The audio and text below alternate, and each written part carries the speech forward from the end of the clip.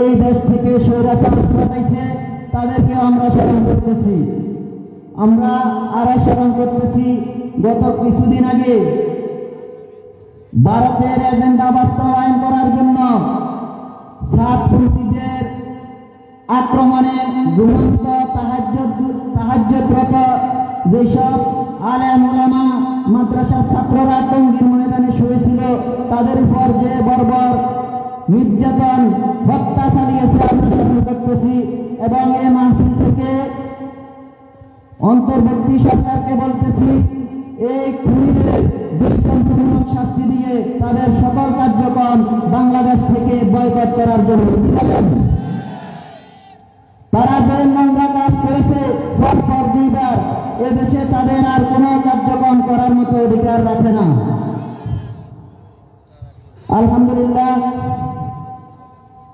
উত্তর ও দক্ষিণ শ্রীপুর এলাকাবাসীর আয়োজনে আজকের মাহফিলের সমাপনী বয়ান হযরত পেশ করবেন। জামাল ভাই সহ এলাকার অনেক মানুষ ইতিমধ্যে আমাদের থেকে চলে গেছেন। আমি সবার জন্য দোয়া চাই। এই 5 বছরের মধ্যে এই মাহফিলকে বিভিন্নভাবে সহযোগিতা যারা করেছেন তাদের মধ্যে অন্যতম এই মাহফিল পরিচালনা কমিটির সম্মানিত সদস্য সভাপতি কাজী ইয়াকুব আলী বাবুল সাহেব, আনোয়ার আলী আজিম সাহেব আমাদেরকে সবসময় দিক নির্দেশনা দিতেছেন।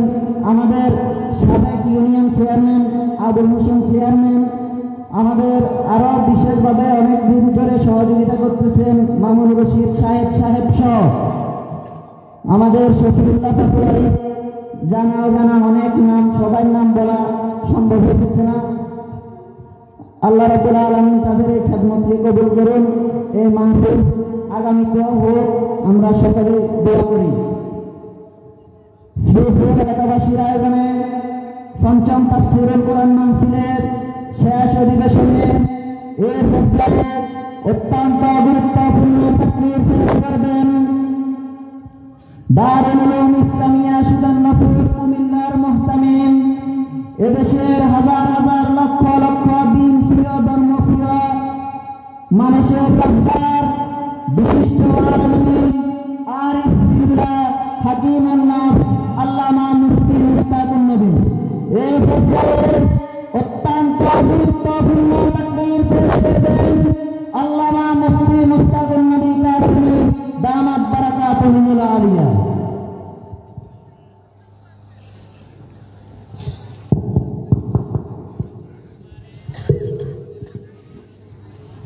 السلام عليكم ورحمة الله وبركاته. أما بعد، الحمد لله نحمده ونستعينه ونستغفره ونؤمن به ونتوكل عليه ونعوذ بالله من شرور أنفسنا ومن سيئات أعمالنا، من يهده الله فلا مضل له ومن يضلله فلا هادي له، ونشهد أن لا إله إلا الله وحده لا شريك له، ونشهد أن سيدنا محمدا عبده ورسوله. شكر بري اللهم صل على محمد وعلى آل محمد كما صليت على إبراهيم وعلى آل إبراهيم إنك حميد مجيد. اللهم بارك على محمد وعلى آل محمد كما باركت على إبراهيم وعلى آل إبراهيم إنك حميد مجيد. أما بعد، فأعوذ بالله من الشيطان الرجيم. بسم الله الرحمن الرحيم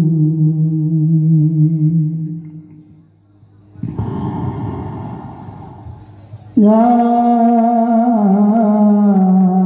أيها الذين آمنوا لا تلهكم أموالكم ولا أولادكم عن ذكر الله ومن يفعل ذلك فأولئك هم الخاسرون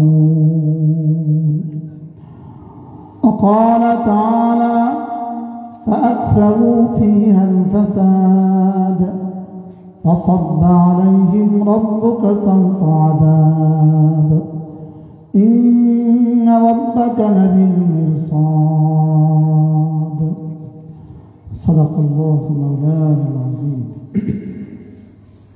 আজকে 11 জানুয়ারি 2025 শ্রীপুর এলাকাবাসীর উদ্যোগে আয়োজিত ফুলগাজী সদর ফেনী কর্তৃক আজকের পঞ্চম তাফসীরুল কোরআন মাহফিলের শ্রদ্ধেয় সভাপতি উপস্থিত হযরত উলামায়ে কিরাম শ্রদ্ধেয় মুরব্বিয়ান আযম আমার যুবক ভাইয়েরা পর্দার আড়ালের মা বোনেরা আল্লাহ তাআলার অগণিত অসংখ্য প্রশংসা যিনি দয়া করে মেহেরবানি করে আমাদেরকে মকবুল তাফসীরুল কোরআন মাহফিলে কোরআনে কারীমের নিসবতে এসে কিছু কথা বলার শোনার তৌফিক দান করেছেন এজন্য বলি আলহামদুলিল্লাহ।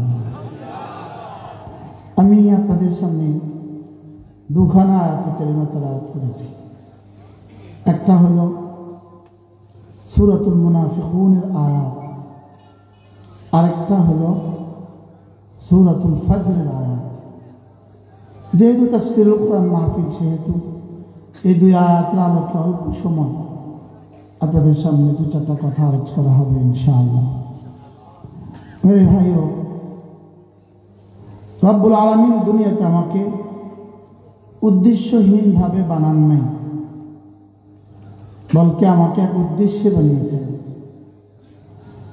মায়ের পেটে দেয়া ছাড়া দুনিয়ায় আসা সম্ভব না, আর দুনিয়ার পেটে আসা ছাড়া জান্নাতে যাওয়া সম্ভব না।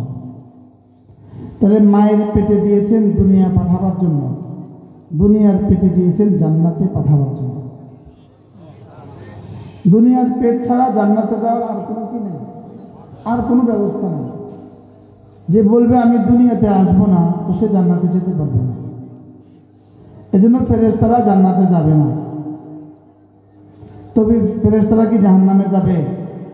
না, ফেরেশতারা জান্নাতেই যাবে। কিছু ফেরেশতা জান্নাতে যাবে, কিছু ফেরেশতা জাহান্নামে যাবে। জান্নাতে যারা যাবে এরা জান্নাতীদের খাদিম হয়ে যাবে, আর জাহান্নামে যারা যাবে এরা জাহান্নামীদের জন্য চাবুক লাগানেওয়ালা হিসাবে যাবে। বুঝলেন না কথা? এরা জাহান্নামী হিসাবে জাহান্নামে যাবে না, জান্নাতি হিসাবে জান্নাতে যাবে না। কি বলছি বলো? ফেরেশতারা জান্নাতি হিসাবে জান্নাতে যাবে না। নিশ্চয়ই নতুন শুনছেন এটা, এই জন্যই আচমকা হয়ে গেছে, মিলাইতে কষ্ট হতো।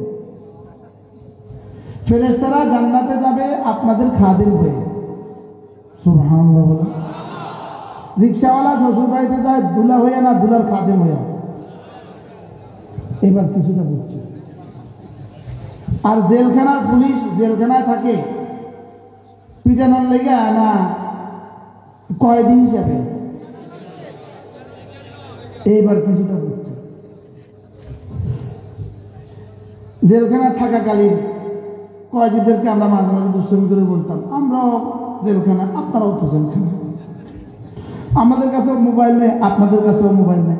জেল পুলিশের কাছে মোবাইল থাকে না। জেল পুলিশের কাছে কি থাকে না? এরা মোবাইল জমা দিয়ে ডিউটিতে যেতে হয় না, এরা ওখানে বাণিজ্য করবে। তো জেল পুলিশের কাছে মোবাইল থাকে না। আমি বলতাম যে আপনাদের কাছেও মোবাইল নেই, আমাদের কাছেও মোবাইল নেই, আপনারাও জেলে আমরাও জেলে। না যদি ব্যস্ত মাস, আপনারা কয়েদি হিসেবে জেলে, আমরা আপনাদের পাহারাদার হিসেবে জেলে। তাহলে ফেরেশতা জান্নাতে যাবে কি হিসাবে? আমাদের খেদমতের জন্য। আর জাহান্নামে যাবে কেন? জাহান্নামীদেরকে পিটাবার জন্য। তাহলে ওদের যাজার সাজা হিসাবে যাবে না, আমরাই যাজা হিসাবে জান্নাতে যাব। বলেন না আলহামদুলিল্লাহ। আমরা যাজা হিসাবে কোথায় যাব বলেন? আমরা যাজা হিসাবে জান্নাতে আমরাই যাব। শুধু মুমিনিন যাজা হিসাবে জান্নাতে যাব। আলহামদুলিল্লাহ বলেন। আমরা খুশি হতে পারলেন না? তাহলে বলে দেই, সাহস করে বলে দেই, আমরা সকলে জান্নাতে। এবার বলেন আলহামদুলিল্লাহ। এখনো খুশি হয় না? বলেন আমরা সকলেই জান্নাতে। বলেন আবার বলেন আমরা সকলেই জান্নাতে। রব আমাদেরকে জান্নাত দিবেন বলেই আমাদের সিনা ঈমান রেখে দিয়েছে। আর যার সিনা ঈমান দিয়েছেন ইনশাআল্লাহ রব তাকে জাহান্নাম দিবেন না। যদিও দেন জাহান্নাম থেকে ঘুরে আবার নিয়ে আসবে। মাআযাল্লাহ, আল্লাহ তাআলা যেন জাহান্নাম থেকে ঘুরে আমাদেরকে জান্নাত না দেন, বলকে ডাইরেক্ট জান্নাত দেন। এজন্য একটা আয়াতে কারিমা যেদিন অবতীর্ণ হয়, সূরা ওয়াদ-দুহা, এই সূরাটা যেদিন অবতীর্ণ হয়, আল্লাহ তাআলা বলেন ওয়ালা সাউফা ইউতিকা রাব্বুকা ফাতারদা। হাবিব, আমি আপনাকে অচিরেই এই পরিমাণ দিব, এই পরিমাণ দিব যেন আপনি খুশি হয়ে যান। বলেন কি বলেছে? এই পরিমাণ দিব, এই পরিমাণ দিব যেন আপনি অচিরেই খুশি হয়ে যান। আপনি বলুন তো এই শব্দটা রাসূলের জন্য কেমন খুশির কথা? রব যদি কাউকে খুশি করে দেন, রব যদি বলেন খুশি করে দিব, আল্লাহ তাআলা বলেন ওয়ালা সাউফা ইউতিকা রাব্বুকা ফাতারদা। লা মানে অবশ্যই, সাফা মানে অচিরেই। অচিরেই আপনার রব আপনাকে এই পরিমাণ দিবে। ফাতারদা, শেষ তক আপনি বলবেন জি আমি আমার হয়ে গেছে। আপনি বলবেন আমার কি হয়ে গেছে। এখন প্রশ্ন, এই আয়াতে কারিমা যেদিন অবতীর্ণ হয় রাসূল কখন বলবেন আমার হয়ে গেছে? আমাদের হযরত মাওলানা তারেক জামিল দামাত বারাকাতুহু এটা তরজমা করেন, আল্লাহ তাআলা রাসূলকে এই পরিমাণ দিবেন, এই পরিমাণ দিবেন, শেষ তক রাসূল বলে উঠবেন বাস বাস। শেষ তক রাসূল কি বলবেন বলেন? বাস বাস। এবার প্রশ্ন, রাসূল কবে বলবেন বাস বাস? রাসূল কবে বলবেন জি আমার হয়েছে? রাসূল কবে বলবেন আমার আর লাগবে না? মুফাসসিরিন বলেন উম্মতের আখেরি মানুষটাকে যেদিন আল্লাহ তাআলা জান্নাত দিবেন সেদিন রাসূল বলবেন বাস বাস। এই আয়াতে কারিমা নাযিল হওয়ার সঙ্গে সঙ্গে ক্বালা বা'দু আলি মুহাম্মদ, আল্লাহ রাসূলের বিবিদের মধ্যে কেউ একজন বলে উঠলেন ইদান আনা ফিল জান্নাহ, তবে তো আমিও জান্নাতি। আপনিও বলেন তবে তো আমিও জান্নাতি, তাহলে তো আমিও জান্নাতি। বাহ, তাহলে আমিও জান্নাতি। বলেন তাহলে আমিও জান্নাতি। এখন প্রশ্ন, উনি যখন বললেন এই আয়াতে কারিমা শোনার সঙ্গে সঙ্গে তিনি বললেন তবে তো আমিও জান্নাতি, সঙ্গে সঙ্গে রাসূলে কারীম কেউ জিজ্ঞেস করলেন তুমি এই আয়াতে কারিমার মধ্যে জান্নাতি হওয়া খুঁজে পেলে কোথায়? এই আয়াতে কারিমার মধ্যে তোমার জান্নাতের কথা কোথায় বলেছে? এবার তিনি বললেন ওয়ালা ইয়ারদার রাসূল ওয়া আহাদুম মিন উম্মতিহি ফিন্নার। আল্লাহ নবী ততক্ষণ খুশি হবেন না যতক্ষণ তার উম্মতের একজনও জাহান্নামে থাকবে। আমি কি বুঝাতে পেরেছি কথা? রাসূল ততক্ষণ খুশি হবেন না যতক্ষণ তার আখেরি উম্মত জান্নাতে না যাবে। এবার বলুন তো দেখি ওয়ালা সাউফা ইউতিকা রাব্বুকা ফাতারদা, এটার মধ্যে এই পয়গামও আছে তুমিও জান্নাতি। সকলে বলেন আমিও জান্নাতি। বলেন এখন জান্নাত জান্নাত দুই জান্নাত, একটা জান্নাত হলো ডাইরেক্ট জান্নাত, আর একটা জান্নাত হলো ভায়া জান্নাত। ভায়া জাহান্নাম হয়ে জান্নাত, ডাইরেক্ট জান্নাত, ভায়া জাহান্নাম, ভায়া জান্নাত। এবার আপনি কোন জান্নাত চান বলেন? এই তো বুঝে আসছেন, আপনি কোনটা চান বলেন? আমরা সকলে ডাইরেক্ট জান্নাত চাই। মাআযাল্লাহ, মওতের পরে কোটি কোটি বছর জাহান্নামে থেকে জান্নাতে যাওয়া চাই না মওতের সঙ্গে সঙ্গে চাই? মওতের সঙ্গে সঙ্গে চাই। এবার রাসূল করিম পড়েন সাল্লাল্লাহু তাআলা আলাইহি ওয়াসাল্লাম ইরশাদ করেন মান ক্বারাআ আয়াতুল কুরসি ফি দুবুরিল মাকতুবাত লাম ইয়ামনাহু আন দুখুলিল জান্নাতি ইল্লা আল মাউত। কোন মানুষ যদি 5 ওয়াক্ত নামাজের পরে আয়াতুল কুরসি পড়ে, জান্নাত আর তার মধ্যে কোনো পার্থক্য নাই, মৃত্যুর নদীটা ছাড়া। আমাদের ফেনিয়ার কি বলে সন্দ্বীপের মধ্যে পার্থক্য কি? ফেনী নদী বলে নদী, নদী। ভোলা নোয়াখালীর মধ্যে পার্থক্য কি? নদী। ঢাকা আর কুমিল্লার মধ্যে পার্থক্য কি? নদী। আপনি আর জান্নাতের মধ্যে পার্থক্য শুধু মৃত্যু। কয় কাজ করলে? মান ক্বারা আয়াতুল কুরসি ফি দুবুরিল মাকতুবাত, যে ফরজ নামাজের পরে আয়াতুল কুরসি পড়বে সে লাম ইয়ামনাহু আন দুখুলিল জান্নাতি ইল্লাল মাউত, মৃত্যু ছাড়া তাকে জান্নাতে যেতে আর কেউ বাধা দিবে না। এখানে কয়টা কাজ পাইলাম? ওরে কয়েকটা, দুইটা। কি কি? নামাজ এবং কি? আবার বলেন নামাজ এবং কি? আজ থেকে পড়বো তো ইনশাআল্লাহ। এই একটা সবক শিখলাম, নামাজ এবং আয়াতুল কুরসি। আল্লাহ তৌফিক দান করেন। পড়েন বিসমিল্লাহির রহমানির রহিম। আল্লাহু লা ইলাহা ইল্লা হুয়াল হাইয়ুল কাইয়্যুম লা তাখুযুহু সিনাতুন ওয়া লা নাওম লাহু মা ফিস সামাওয়াতি ওয়া মা ফিল আরদ মান যাল্লাযী ইয়াশফা'ু 'ইনদাহু ইল্লা বিইذনিহি ইয়া'লামু মা বাইনা আইদিহিম ওয়া মা খালফাহুম ওয়া লা ইউহীতুনা বিশাইইন মিন 'ইলমিহি ইল্লা বিমা শা'a ওয়াসি'a কুরসিয়্যুহু আস-সামাওয়াতি ওয়াল আরদ ওয়া লা ইয়াউদুহু হিফযুহুমা ওয়া হুয়াল আলিয়্যুল আযীম। যারা পারি না ঠিক করে নিব, আর যারা পারি আজকে থেকে পড়ব। বলেন ইনশাআল্লাহ, বলেন ইনশাআল্লাহ। পাঁচ ওয়াক্ত নামাজের পরে কি পড়বো বলেন? আজকে থেকে পড়বো তো ইনশাআল্লাহ। হযরত মিকদাদ রাদিয়াল্লাহু তাআলা আনহু আল্লাহর নবী জিজ্ঞেস করলেন, মিকদাদ তুমি কি জানো মা আযমু আয়াহ মিনাল কুরআন? মিকদাদ তুমি কি জানো কোরআনের সবচেয়ে দামি আয়াত কোনটা? হযরত মিকদাদ নিজের থেকে বলে ফেললেন আয়াতুল কুরসি। সঙ্গে সঙ্গে রাসূল বলেন, হ্যাঁ মিকদাদ, এটাই কোরআনে কারীমের সবচেয়ে দামি আয়াত। কেন এটা কোরআনে কারীমের সবচেয়ে দামি আয়াত? পুরোটা আয়াতের মধ্যে আল্লাহ তাআলা শুধুই নিজের পরিচয় দিয়েছেন। সুবহানাল্লাহ। এখানে বাড়তি আর একটা শব্দ নেই, শুরু থেকে শেষ শুধু নিজের পরিচয়। শুধু কি বলেন? শুধু নিজের পরিচয় দিয়েছেন।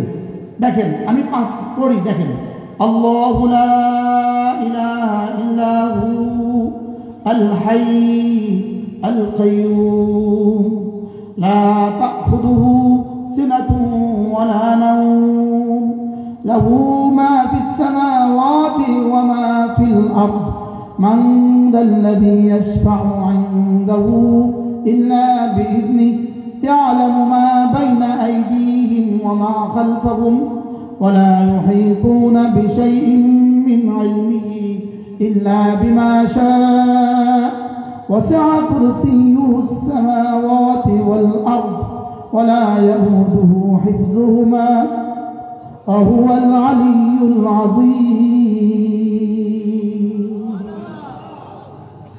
মনে হয় না আমার ধরনে মনে হয় সবাই বুঝে উঠেছে। কি পুরোটা আয়াতের মধ্যে শুধুই আল্লাহ তাআলার জাত, আল্লাহ তাআলার সিফাত। আল্লাহ কি, আল্লাহ কেমন, সুবহানাল্লাহ। শুধু কি বলেন? আল্লাহ কি এবং কেমন। আল্লাহ কি, আল্লাহ কে। আসলে আমরা যখন অপরিচিত কেউ হয় তো প্রথমেই তাকে জিজ্ঞেস করি, ভাই আপনি কে? এরপর বলি, ভাই আপনি আপনি কি করেন? কে কি বলেন? এই দুইটা না চিনলে, এই দুইটা না জানলে তার উপরে আজমত হয় না, তার উপরে শ্রদ্ধাবোধ হয় না। বুঝেন নাই কথা? তাহলে এই দুইটা প্রশ্নের উত্তর শুধু কে কি বলেন। আল্লাহ কে বলেন, আল্লাহ কে, আল্লাহ কি।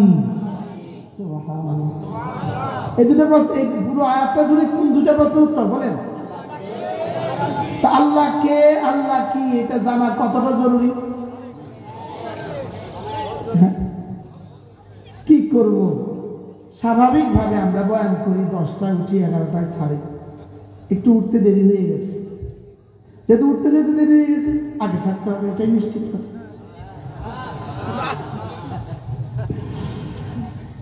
তবু এক বাক্যে বলে ফেলি, এক বাক্যে, আল্লাহু লা ইলাহা ইল্লাহু। এ হলো আল্লাহকে। এরপরে সামনে থেকে শেষ পর্যন্ত আল্লাহ কি? আল্লাহকে, সহজ ভাষা, আল্লাহকে। তা আল্লাহ তাআলা বলেন আমি কে জানো? লা ইলাহা ইল্লাহু, আমি ছাড়া কেউ নাই, এটাই আমার পরিচয়। আমি ছাড়া কেউ নাই, বলেন, এটাই আমার পরিচয়। তিনি ছাড়া কেউ নাই, এটাই তার পরিচয়। সুবহানাল্লাহ। দেখেন আমাদের ভাষায় তিনটা শব্দ আছে, সে, তুমি, আমি, আছে না? কি কি এগুলো? বাংলাতে কি বলে? সর্বনাম। ইংরেজিতে, আরবিতে কি বলে? জমির। ইংরেজিতে কি বলে? প্রোনাউন। সে, তুমি, আমি, he they you, he they you, you I we, সে, তুমি, আমি। সে, তুমি, আমি, বলেন। এখন আপনি মাঝে মাঝে কাকে বলেন? সে আমার, সে আমার। আবার মাঝে মাঝে বলেন তুমি আমার। আবার মাঝে মাঝে বলেন আমি তোমার। আমরা এই তিন শব্দ ইস্তেমাল করি কিনা বলেন?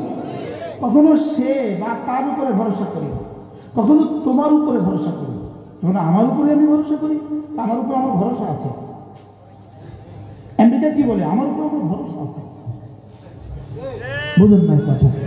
আমেরিকা কি বলে? আমার উপরে আমার কি? এখন রব আগুন দিয়ে দেখাইছে কার উপরে কার ভরসা কত। তাহলে হয়তো তার উপরে ভরসা করে, অথবা তোমার উপরে ভরসা করে, অথবা কি আমার উপরে আমি ভরসা করি। আমার উপরে কি? এবার আল্লাহ তাআলা কি বলেন দেখেন, শুনো।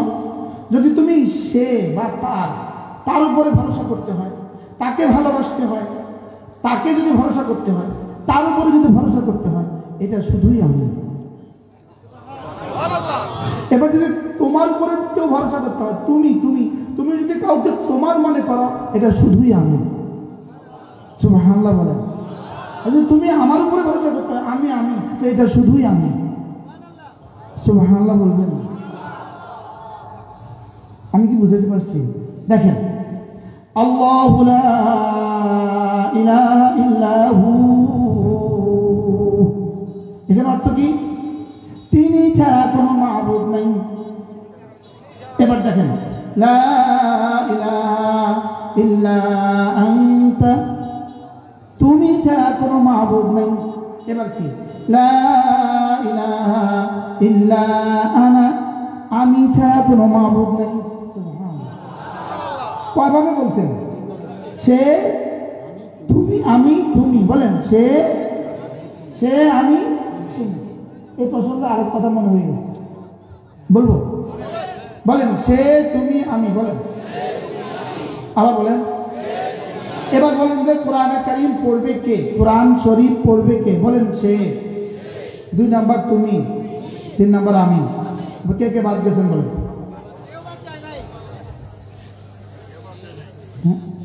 বলেন কোরআনে কারীম পড়বে কে কে? বলেন সে, তুমি, আমি, বলেন। আবার বলেন কোরআনে কারীম পড়বে কে কে? দেখেন না, সে, তুমি, আমি একটা স্লোগান কিভাবে বাংলাদেশকে বিজয় করে দিল। একটা শব্দকে কি পরিমাণ পৌঁছাইছে গত 16 বছর, গত 50 বছর ধরে কি পরিমাণ একটা শব্দকে দেশে, কি পরিমাণ লাঞ্ছিত এই শব্দ, কি পরিমাণ বঞ্চিত এই শব্দ, কি পরিমাণ ঘৃণিত এই শব্দ রাজাকার। শেষ শব্দে এই শব্দ তুলে দিয়েছে, তুমি কে, আমি কে, রাজাকার, রাজাকার। আসমান এলাকায় ক এই শব্দ আবার ক, আবার ক, আবার ক, আবার ক, আবার ক। একটা শব্দকে এইভাবে রব্বে কারীম, এত ঘৃণিত শব্দকে এইভাবে কেমনে মুখে ফুটে দিল? কি এজন্য ওরা যখন বলছিল তুমি কে, আমি কে, ওরা নিজেরাই উত্তর দিয়েছে রাজাকার, রাজাকার। আমি এখান থেকে একটা স্লোগান বানিয়েছি, তুমি কে, আমি কে, কোরআনওয়ালা, কোরআনওয়ালা। কে বলেছে? কে বলেছে? বানানেওয়ালা, বানানেওয়ালা। আমার স্লোগানটা হয়েছে। আর ওরা যে প্রমাণ দিচ্ছে এটা ভুয়া, সেটাও ভুয়া। আর একটা শব্দ যদি গ্রিনিশ বুকে নাম উঠে আজ থেকে 1000 বছর পরে পৃথিবীতে একটা শব্দ এর চেয়ে বেশি আর ব্যবহার হয় না, ওই শব্দটা কি? শব্দ আসবে ভুয়া। গত আগস্টের আন্দোলনে একটা শব্দ ছিল জাতির বাচ্চাদের মুখে, ভুয়া ভুয়া ভুয়া। আমি বললাম এই শব্দটা কেন ঠিক করলো? যেহেতু প্রতিটা নির্বাচন ছিল ভুয়া, এজন্য এই শব্দ উঠে দিচ্ছেন না, ভুয়া।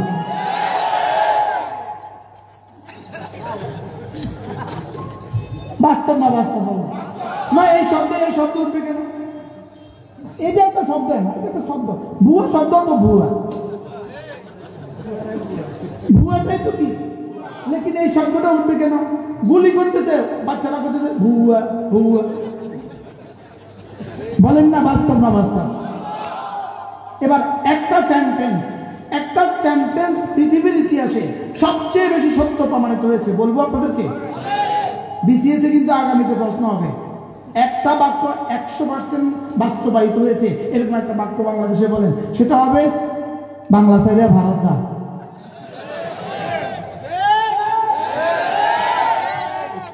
শব্দটা কি, বাক্যটা কি ছিল বলেন? চশমাওয়ালি বুবুজান বাংলা ছেড়ে ভারত যা। আচ্ছা, আমরা এই শব্দটা না হাসির ছলে বলছিলাম, লেকিন রব এটাকে কি বানাইছেন বলেন? কত বছর বাস্তব? 100% বাস্তব বানাইছে। আজীব কথা। প্রশ্ন হলো, সারা দেশে বাড়ি বানাইলো, কানাডা বাড়ি, সিঙ্গাপুরে বাড়ি, অস্ট্রেলিয়ার বাড়ি, জাপানের বাড়ি, আমেরিকার বাড়ি, লন্ডনের বাড়ি। আরে যারা ওই এখন যে শহরে আগুন চলছে এই শহরে জানি কয় না তার বাড়ি বুঝছে, আল্লাহ জানে। হ্যাঁ, এরকম সারা দুনিয়াতে বাড়ি বানাইলো, লেকিন শেষ পর্যন্ত পালাইলো গিয়া দাদার দেশে। প্রশ্ন, সারা দুনিয়াতে বানাইলো কেন? যেন এরা খবর আছে তো, পালাতে তো হবেই, যেন দুনিয়ার যেখানে ভিসা পাই সেখানে যেতে পারি। লেকিন রব্বে কারীম কোন দেশের ভিসা প্রসেসিং করার টাইম না দিয়া সোজা ওই দেশে পাঠিয়ে দিয়েছে, যে দেশে সকাল সন্ধ্যা তাদেরকে গৌমূত্র দিয়ে পবিত্র করা হয়।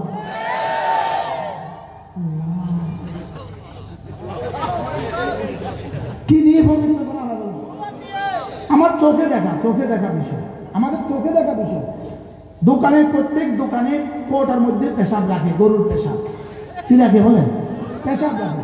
প্রতিদিন দোকান খুললে ধূপ দিয়া এমনি এমনি কইরা গরুর পেশাব থেকে সুন্দর করে এখানে এভাবে লইয়া, ব্রাশ লইয়া এভাবে ছিটা দেয়। পাউরুটির মধ্যে ছিটা, পরোটার মধ্যে ছিটা, ডালের মধ্যে এভাবে কি দেয় বলেন? বরকতের জন্য ছিটা দেয়। গৌমূত্র মহাপবিত্র জিনিস। আরো মজার খবর আছে তো, শুনবেন আপনারা? দুধের দাম হলো 10 টাকা, গৌমূত্রের দাম 100 টাকা। গৌমূত্রের দাম 100 টাকা 1 কিলো নয়, এতটুকু একটা কৌটা। গরুর পেশাবের দাম হলো বেশি। তো আমি জিজ্ঞেস করলাম গরুর পেশাবের দাম বেশি কেন আপনাদের কাছে? বলতেছে গরুর দুধ তো আমি যখন তখন নিতে পারি, পেশাব কি নিতে পারি কেন?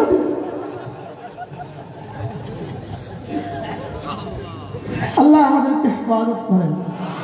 কি লেগে প্রসঙ্গ আল্লাহ? আমি তুমি সে বলেন, আমি তুমি সে বলেন, এটা কইছি একটা মনে হয়েছে আর কি করছে, এটার উপরে তার কারোর কোনো নিয়ন্ত্রণ নেই। কি আমি তুমি সে বলেন? আমিও পড়বো কোরআন, তুমিও পড়বা কোরআন, সেও পড়বো কোরআন। এবার সে যেই হোক সে পড়বে কোরআন, তুমি যেই হও তুমিও পড়বা কোরআন, আমি যেই হই আমিও পড়বো কোরআন। এবার ঠিক এভাবেই রব্বে কারীম বলেন,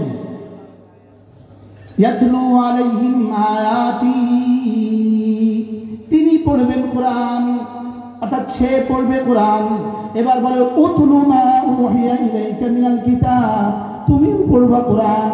এবার বলে ওয়া উমিরতু আন আতলুয়াল কোরআন, আমিও পড়বো কোরআন। সুবহানাল্লাহ। তাহলে কে কে কোরআন পড়বে বলেন?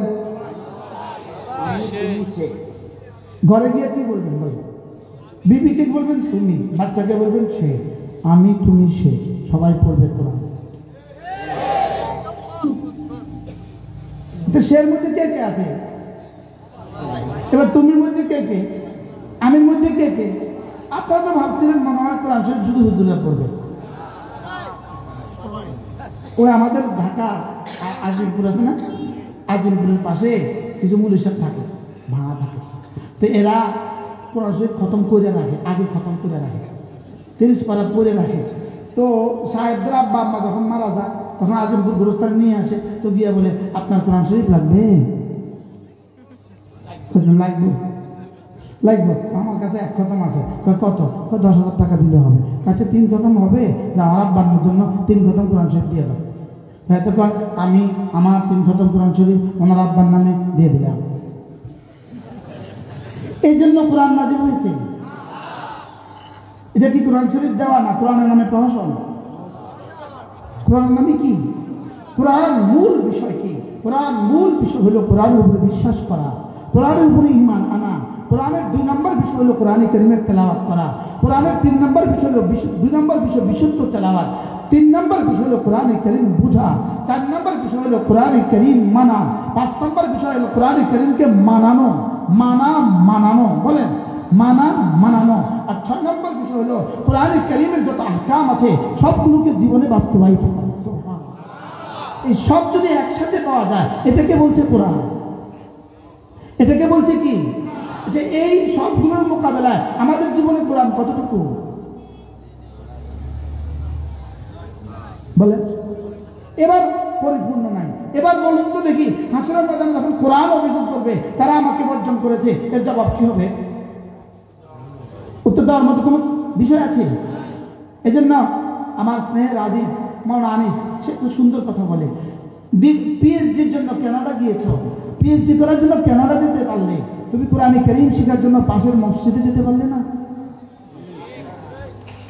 বাস্তব বলে, তাহলে কোরআন কারীম কোন বয়সেরা শিখবে?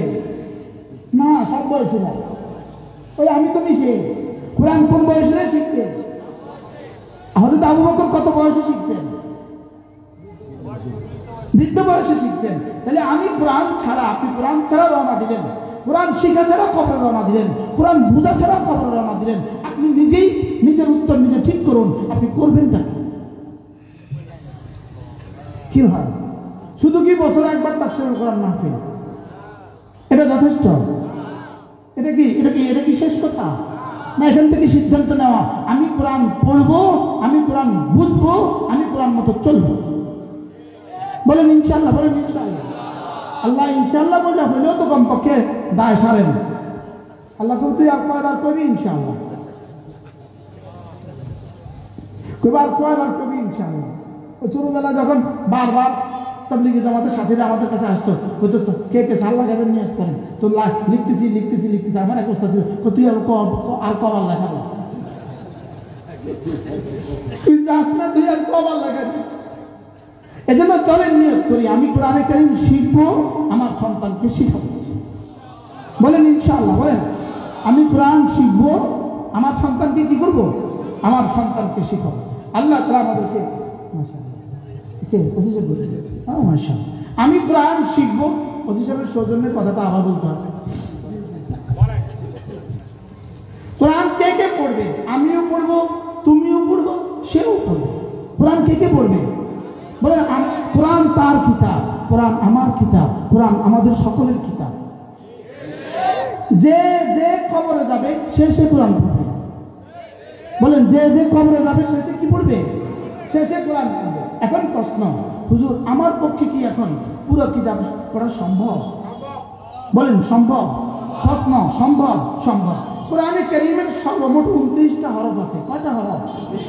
29টা হরফ, আলিফ বা তা থা ইত্যাদি। 29টা হরফ দিয়ে একটা হরফ একদিনে শিখেন, কতদিন লাগবে? হ্যাঁ, আচ্ছা 2 দিনে শিখলে কতদিন? 2 মাস ধরেন। 2 দিনে শিখলে কতদিন? 2 মাস। 3 দিনে শিখলে কতদিন? 3 মাস। আপনার জীবন থেকে কি 3 বছর যায় নাই? 3 যুগ কি আপনাদের জীবন থেকে যায় নাই? তা আপনি একটা হরফ শিখতে তো 1 দিন লাগতো। যদি একটা হরফের ভিতরে 1 দিন মেহনত করেন, একদিনে 24 ঘন্টা, 24 ঘন্টা সমান 1440 মিনিট, 1440 মিনিট সমান 86,400 সেকেন্ড। 24 ঘন্টা সমান কত? 1440 মিনিট। 1440 মিনিট সমান কত? 86,400 সেকেন্ড। 86,400 সেকেন্ড থেকে যদি 30টা সেকেন্ড প্রতিদিন দিয়ে দিতে পারতেন, 30 সেকেন্ডে একটা হরফ শিখতে পারতেন, 30 দিনে যদি 30 সেকেন্ড করে দিতে পারতেন, আপনি একটা করে হরফ শিখতে পারতেন। একটা করে হরফ শিখলে 30 দিনে 30টা হরফ ঠিক হয়ে যেত। 30টা হরফ ঠিক হয়ে গেলে আলহামদু আপনার ঠিক হয়ে যেত, কুল ঠিক হয়ে যেত।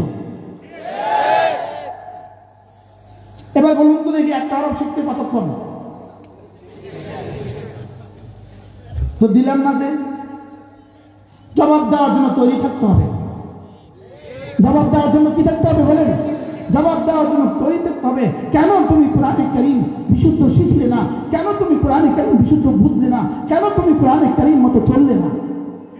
কোরআন আমাদের জীবনের গাইড বুক। কোরআন আমাদের জীবনের গাইড বুক। হযরত আদম আলাইহিস সালাম যখন জান্নাত থেকে জমিনে তাশরীফ আনছিলেন, আনার সময় রব্বে কারীম বললেন, ইহবিতু মিনহা জামিআ, যাও এখান থেকে সকলেই চলে যাও।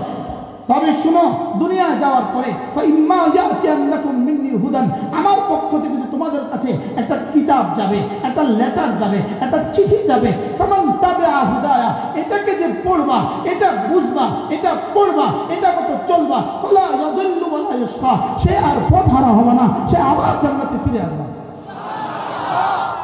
কি হয়? আমরা এসেছি কোত্থেকে? জান্নাত থেকে। আবার বলেন, এসেছি কোত্থেকে? জন্মের পরে বাচ্চা, পরে কালো হোক, পরে দলা হোক, যাই ইচ্ছা তাই হোক, লেকিন জন্মের পরে বাচ্চা, তার চেহারা এত সুন্দর কেন? এই সদ্য জান্নাত থেকে এসেছে এই জন্য। আবার ইমানওয়ালা, আমলওয়ালা, নামাজওয়ালা যত বুড়ো হয় আবার সুন্দর হয় কেন? এই মাত্র অল্প কিছুদিন পরে সে আবার জান্নাতে চলে যাবে এই জন্য। কি হয়? মানুষ যখন বাচ্চাকে আদর করে, দেখেন মানুষ যখন বাচ্চাকে কি করে? আদর করে। কোনো মানুষ বাচ্চাকে এভাবে আদর করে না, মাথাকে নিচে দিয়ে এভাবে দেয় না, চাচ্ছু চাচ্ছু চাচ্ছু, এভাবে দেয় না। কি বলে? চাচ্ছু চাচ্ছু চাচ্ছু, উপরের দিকে দেয়। বলেন কোন দিকে দেয়? বলেন বাচ্চা আদর করতে কোন দিকে মাথা দেয়? কেন মাথা দেয় উপরের দিকে? ফিতরত বলে, স্বভাব বলে, এটাকে ফিতরত বলে। ফিতরত আর স্বভাব মানুষকে বলে এ বাচ্চা নিচ থেকে আসে নাই, এটা উপর থেকে আসছে। এটা কোথেকে আসছে বলেন? এটা উপর থেকে আসছে। মানুষের বডি তৈরি হয় মাটি থেকে, মানুষের রূহ উপর থেকে। বলেন বডি মাটি থেকে, রূহ উপর থেকে। এই জন্য বিজ্ঞান নিবিড় পরিচর্যা করেছে, বিজ্ঞান নিবিড় পরিচর্যা করেছে। হার্টবিট কখন আসে? হার্টবিট কখন আসে? যেদিন থেকে প্রথম বাচ্চা ধারণ করলো সেদিন থেকে গবেষণা শুরু হলো। বাচ্চার 4 মাস বয়স পর্যন্ত, 120 দিন পর্যন্ত, 1 সেকেন্ডের জন্য সেখান থেকে ক্যামেরা সরানো হয় নাই, সেখান থেকে টেলিস্কোপ সরানো হয় নাই।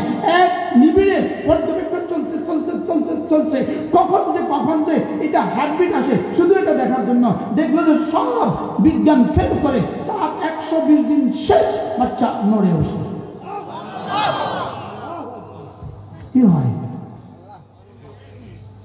তাহলে বোঝা গেছে এটা অন্য ভিন কিছু।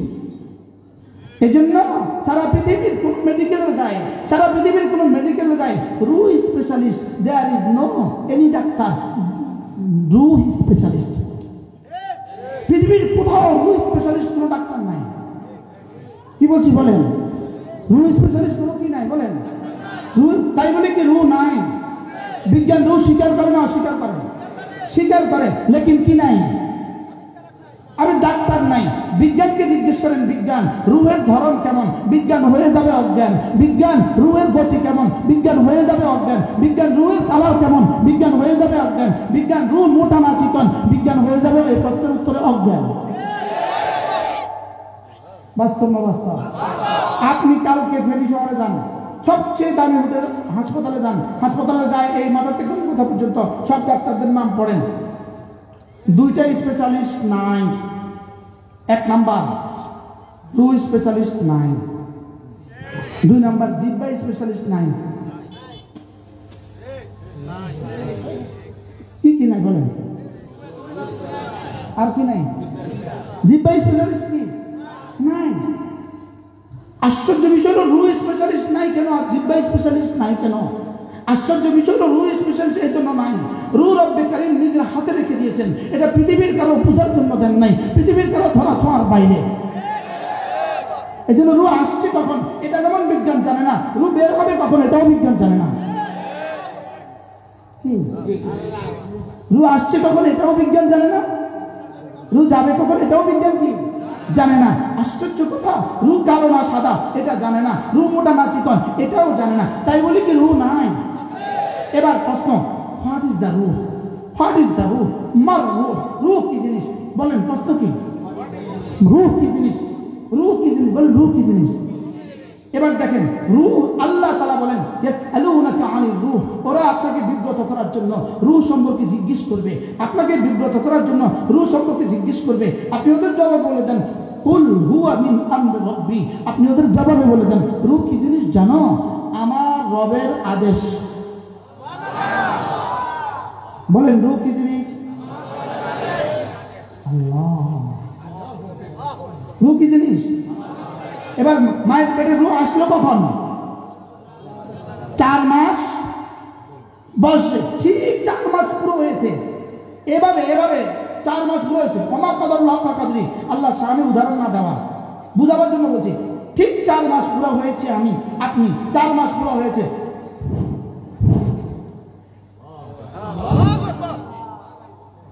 রব ফুটিয়েছে, সুবহানাল্লাহ।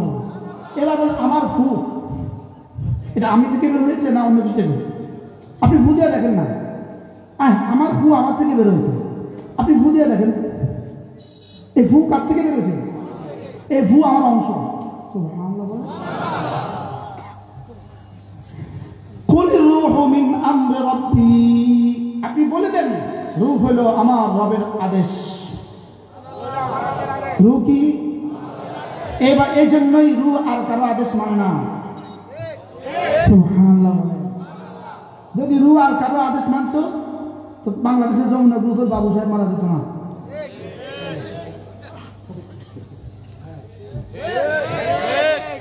বুঝলেন নাই? 14 জন ডাক্তার আনছে পৃথিবী থেকে, বাঁচা। ডাক্তারদেরকে বলছে আমার সমুদয় সম্পত্তির অর্ধেক দিয়ে দিন, আমাকে বাঁচাও করোনা থেকে। শেষ পর্যন্ত রু যাওয়ার সময় চলে গেছে, ডাক্তার সাহেব আপনারা থাকেন, আমরা যাই। কি বলেন? রু কারোর আদেশ মানে না, বলেন। এবার প্রশ্ন, রু আদেশ মানে কার আদেশ? আদেশ যার। রু আদেশ মানে কার? তাইলে এবার একটু আমরা কম্প্রোমাইজ করি, এবার কিন্তু মিলাই দুটোকে একসাথে এভাবে মিলাই। শরীর কি জিনিস? মিনহা খালাকনাকুম, আমি তোমাকে মাটি থেকে বানিয়েছি, আমি তোমাকে মাটি থেকে বানিয়েছি। এবার রব্বুল আলামিন বলেন কুলির রূহু মিন আমরি রাব্বি, মাটির পুতলির মধ্যে আমি আমার আদেশ ঢেলে দিয়েছি। কি কিসের মধ্যে? মাটির পুতলির মধ্যে আমি আমার আদেশ ঢেলে দিয়েছি। এটা আমি ততক্ষণ রাখবো যতক্ষণ আমি চাইবো। এটা রাখবে কতক্ষণ? যতক্ষণ রব চাইবেন। এবার প্রশ্ন, মাটি থেকে আসা শরীর ফিরে যাবে কোথায়? উত্তর, মাটি থেকে আসা শরীর ফিরে যাবে মাটিতে। এবার প্রশ্ন, আর সাজিম থেকে আসা রূহ ফিরে যাবে কোথায়? আর সাজিম থেকে আসা রূহ ফিরে যাবে আর সাজিমে। কারণ কি? কুল্লু শাইইন ইয়ারজিউ ইলা আসলিহি, সব জিনিস তার মূলের দিকে ফিরে। পানি ঢেলে দিলে কোন দিকে যায়? কেন? পানির ধর্ম নিচের দিকে যাওয়া কেন? এটার উৎস নিচে, যে এটার উৎস কোথায়? আগুন জ্বালিয়ে দিলে উপরে উঠে কেন? কেন? উৎস কি? সূর্য। আলোর উৎস কি? আগুনের উৎস কি? সূর্য। এটা উপরে উঠে কেন? সূর্য উপরে, যে মাটি মেরে দিলেন উপরে, এটা নিচের দিকে ফিরে আসলো কেন? নিচে তার সজাতের কাছে সে ফিরে আসছে, উৎস যে নিচে, কি হয়? এটা উৎস দিয়ে কি নিচে, এজন্য নিচের দিকে ফিরে আসছে। এবার আপনি দেখেন, আমার 6 ফিট উচ্চ এক যুবক, এবার 78 বছর বয়স, আবার হয়ে গেছে 4 ফিট। 6 ফিটের যুবক হয়ে গেছে 4 ফিট 78 বছর বয়সে। বাস্তব না বাস্তব? কেন? বডি যেখান থেকে আসছে সেখানে আবার ফিরে যাচ্ছে। উপরের দিকে যান, নিচের দিকে যান, তিন দিকে, এটা উচ্চতে নিচে। এবার প্রশ্ন, মাটি থেকে আসা শরীরের জন্য খাবার কেমন হবে? মাটি থেকে আসা শরীরের খাবার কি হবে? মাটি থেকে আসা শরীরের জন্য খাবার হবে মাটি থেকে আসা। এজন্য চাই আমেরিকা যান, চাই জাপানে যান, চাই চীনে যান, চাই অস্ট্রেলিয়া যান, পৃথিবীর যেখানেই যাবেন, খাবারের উৎস মূলত দুইটা, খাবারের উৎস মূলত দুইটা, একটা হলো হায়ওয়ানাত আর একটা হলো নাবাতাত। একটা হলো বৃক্ষ থেকে প্রাপ্ত খাবার আর একটা হলো প্রাণী থেকে প্রাপ্ত খাবার। গোশত হলো প্রাণী থেকে প্রাপ্ত, আর বৃক্ষ থেকে হলো ধান, গম, আলু, সব বৃক্ষ থেকে। এর বাইরে কি কোনো খাবার আছে? না, এর বাইরে কোনো খাবার আছে? আপনি কি মনে করতেছেন আপনাদের যত ওষুধ আপনারা খান, এই দুইটার বাইরে কোনো ওষুধ আছে? এই দুইটার বাইরে সারা পৃথিবীর কোনো খাবার নেই। আপনি নাম জানেন আর না জানেন, এই দুইটার বাইরে কোনো কি নাই, খাবার না। এবার প্রশ্ন, তাহলে মাটির শরীরের জন্য মাটি থেকে আসা খাবার ছাড়া অচল, মাটির শরীরের জন্য মাটি থেকে আসা খাবার ছাড়া অচল। এবার প্রশ্ন, রূহ যেহেতু আসমান থেকে আসছে, রূহের জন্য কি খাবার প্রয়োজন? রূহের তোর খাবার প্রয়োজন, শরীরের জন্য খাবার প্রয়োজন, রূহের জন্য খাবার প্রয়োজন। শরীর যেহেতু মাটি থেকে আসা, মাটি থেকে আসা খাবারের প্রয়োজন। রূহ যেহেতু আসমান থেকে আসা, রূহের জন্য আসমান থেকে আসা খাবারের প্রয়োজন। কি? এবার দেখেন, রূহ কি জিনিস বলে গেছে আল্লাহ পাকে। ওয়াজ কিছু মনে আছে, কিছু বলে না। রূহ কি জিনিস? এবার প্রশ্ন, শরীর কি জিনিস? খাবে কি? এবার রূহ কি জিনিস? এবার খাবে কি? আল্লাহর আদেশ। আল্লাহ রূহ খাবে কি? আল্লাহর আদেশ। সুবহানাল্লাহ, পুরো বুঝাতে পারি নাই। শরীর থেকে খাবে কি? এবার রূহ থেকে, এবার খাবে কি? এবার দেখেন, ইয়াসআলুনাকা আনির রূহ, ওরা আপনাকে রূহ সম্পর্কে জিজ্ঞেস করবে। কুলির রূহু মিন আমরি রাব্বি, আপনি বলে দেন রূহ হলো আমার রবের নির্দেশ। এবার প্রশ্ন, রূহ তাহলে খাবে কি? রূহ তাহলে খাবে কি? উত্তর, ওয়া কাযালিকা আওহাইনা ইলাইকা রূহাম মিন আমরিনা মা কুনতা তাদরি মাল কিতাব ওয়ালাল ঈমান। আপনি 40 বছর বয়সে, আপনি 40 বছর আগে যেদিন মায়ের পেটে আসছিলেন, হযরত মুহাম্মদ রাসূলুল্লাহকে যেন আল্লাহ বলেন, আপনি 40 বছর আগে মায়ের পেটে যেদিন আসছিলেন, আপনার বয়স যখন 120 দিন হয়েছে, সেদিন আমি আপনার শরীরের মধ্যে রূহ ফুঁকে দিয়েছি, শরীরের রূহ ফুঁকে দিয়েছি। আর আপনার 40 বছর বয়সে গারে হেরায় ডেকে নিয়ে এসে যেই রূহ ছিল আমর রব্বি, আপনার রবের নির্দেশ, সেই রবের নির্দেশ নামক কোরআন আবার দিয়েছি। আপনারা কি ক্যাচ করতে পারছেন, মিলাইতে পারছেন সবটা? রূহ আসছে কবে? আল্লাহ রাসূলের শরীরে রূহ আসছিল কবে? 4 মাস। এবার রূহের মধ্যে রূহ আসছে কবে? 40 বছরে। সুবহানাল্লাহ বলে না? তাহলে শরীরের রূহ ছাড়া যদি শরীর অচল হয়, রূহের রূহ ছাড়া রূহ অচল, বুঝছে তো? শরীরের রূহ কি জিনিস? আল্লাহর আদেশ। এবার রূহের রূহ কি জিনিস? সাত বলেন কোরআন। রূহের রূহ কি জিনিস? আবার বলেন রূহের রূহ কি জিনিস? তাহলে রূহ, শরীরের খাবার ছাড়া যদি শরীর অচল হয়, রূহের খাবার ছাড়া রূহ সচল হবে কেন? শরীরের রূহ, শরীরের রূহ ছাড়া শরীর কি? রূহ নাই এই মুরগি বাচ্চা দেয় না, রূহ নাই এই মুরগি বাচ্চা দেয় না, রূহ নাই এই ছাগলের বাচ্চা দেয় না, রূহ নাই এই মুরগি ডিম দেয় না। বলেন না, রূহ নাই এই মুরগি কি দেয় না? ডিম দেয় না। রূহ নাই এই গাছের ফল দেয় না, রূহ নাই এই গাছের ফুল দেয় না। এবার কোরআন নাই, ও জীবনে কোনো ফায়দা নাই। আল্লাহ, আমি কি বুঝাতে পারছি?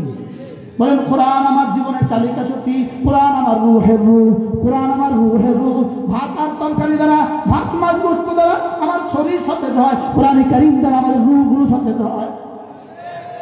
শরীর সতেজ হলে ওই শরীর বাজারে যায়, শরীর সতেজ হলে ওই শরীর স্কুলে যায়, শরীর সতেজ হলে ওই শরীর কলেজে যায়, শরীর সতেজ হলে ওই শরীর সব কাজ করে, রূহ সতেজ হলে ওই রূহের সব কাজ করে। আমি কি বুঝাতে পারছি? আল্লাহ আল্লাহ তৌফিক দান করেন। বুঝে থাকলে বলেন তো দেখি, আমাদের সামনে দুটা কথা স্পষ্ট হয়েছে, একটা হলো শরীর আর একটা হলো রূহ। বলেন, শরীর কোত্থেকে? শরীরের জন্য কি কি খাবার দরকার? এবার রূহ কোত্থেকে? এবার রূহের জন্য কি খাবার দরকার? এই জন্য রূহের খাবার কি? এবার শরীরের খাবার কি? 1 নম্বর হলো মাছ শরীরের খাবার, ভাত শরীরের খাবার, গম শরীরের খাবার। এবার রূহের খাবার কি? রূহের খাবার 1 নম্বর, লা ইলাহা ইল্লাল্লাহ, লা ইলাহা ইল্লাল্লাহ, লা ইলাহা ইল্লাল্লাহ। এটা হলো আল্লাহর কসম, এটা হলো রূহের 1 নম্বর খাবার। এই জন্য এটা ছাড়া মানুষগুলো কেমন, এটা ছাড়া মানুষগুলো মুর্দা, এটা ছাড়া মানুষগুলো মানুষের মধ্যে এদের নাম নাই, এটা ছাড়া মানুষগুলো বেঈমান, এটা ছাড়া মানুষ মানুষ হয় না, এটা ছাড়া রূহ হয় না। মানুষ শুধু শরীরের বুনিয়াদে মানুষ হয় না, মানুষ রূহের বুনিয়াদে মানুষ হয়। সুবহানাল্লাহ। তাই রূহের 1 নম্বর খাবার কি?